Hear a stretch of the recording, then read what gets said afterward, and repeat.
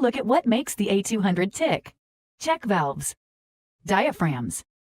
The diaphragm rod assembly. The main air valve. And the pilot air valve.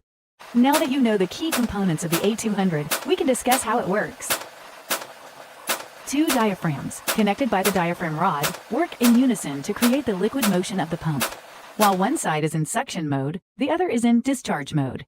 As a diaphragm moves inward, it creates suction. This suction motion causes the balls to move towards each other. As this happens, the top valve closes and the bottom valve opens. This allows liquid to enter the chamber through the bottom port. As a diaphragm moves outward, the discharge motion causes the balls to move away from each other. As this happens, the top valve opens and the bottom valve closes.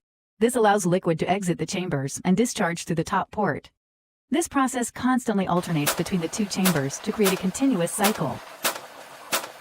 The pump diaphragms are driven by pressurized air that is directed left and right by the movement of the main air valve.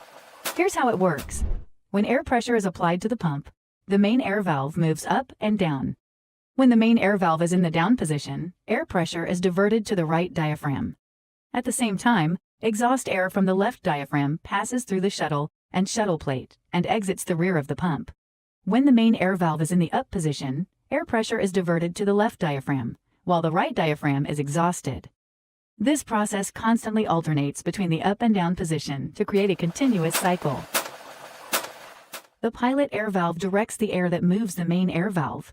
It is constructed of 5 separate chambers and a central rod that moves side to side due to the diaphragm pressurizations. The pilot and main air valves work together to drive the pump. The pilot air valve has 2 logical states, which we will call left and right. Pressurized air enters chamber 3 in the middle of the pilot valve sleeve. Chamber 3 is always under pressure. When the pilot air valve travels far enough to the right, chambers 3 and 4 are connected. This allows the pressurized air from chamber 3 to pass through and exit chamber 4, which moves the main air valve upward. This causes the left diaphragm to pressurize and the pilot valve to begin moving left.